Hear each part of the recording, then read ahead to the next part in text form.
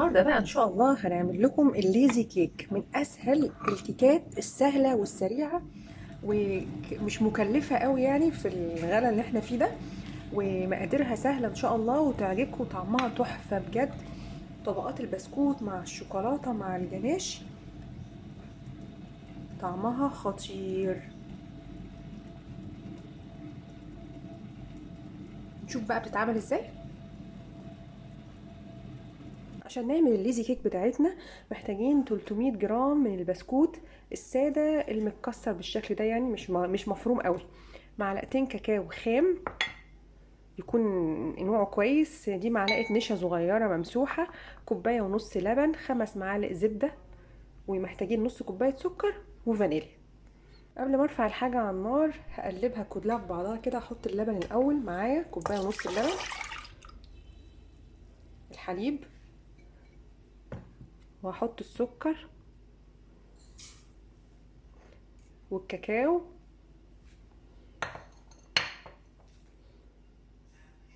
والنشا والفانيليا، نقطة صغننة كده بتدي ريحة حلوة. وهقلب المكونات كده على البارد عشان ما تكلكعش مننا على النار.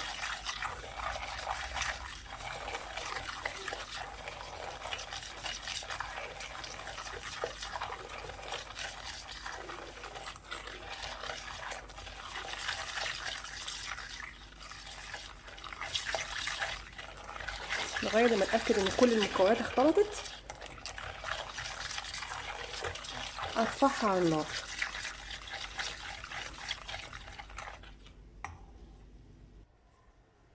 اول ما يغلي كده هرفعه من على النار واصبه على البسكوت بتاعنا.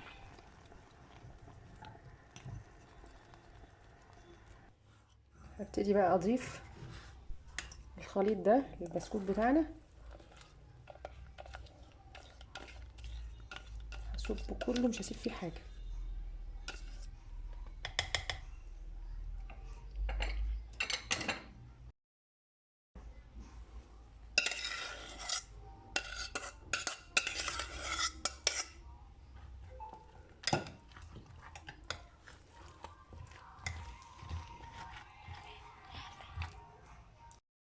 هجيب بقى صينية اصب فيها الخليط ده واحطه في التلاجة لحد ما يسقع.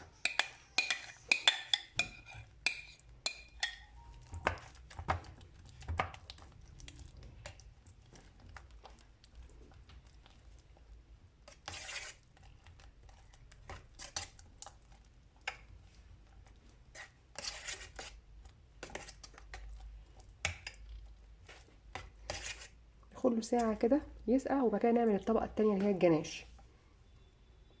عشان اعمل الجناش بتاعنا بس يكون جناش تقيل محتاجة 200 جرام شوكولاتة، عليهم 200 جرام كريمة لباني، بس انا ما كانش عندي كريمة لباني فحطيت كوباية لبن عليها مكعب زبدة وغليتها.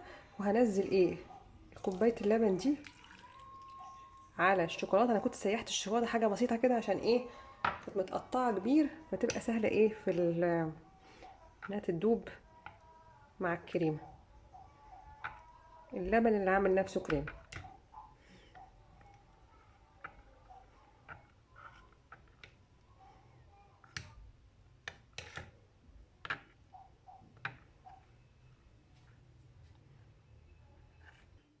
نبدأ بقى نصب الطبقة دي كده،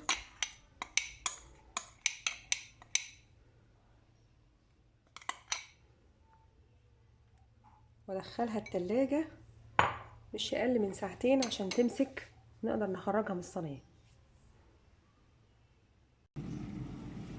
ودي شكلها بعد ما حطيناها في التلاجة لمدة ساعتين. يعني ولا تعملي تورته ولا حاجة، ممكن في اي عيد ميلاد تعمليها للاولاد هيفرحوا بيها قوي وهتعجبهم ان شاء الله. وبألف هنا.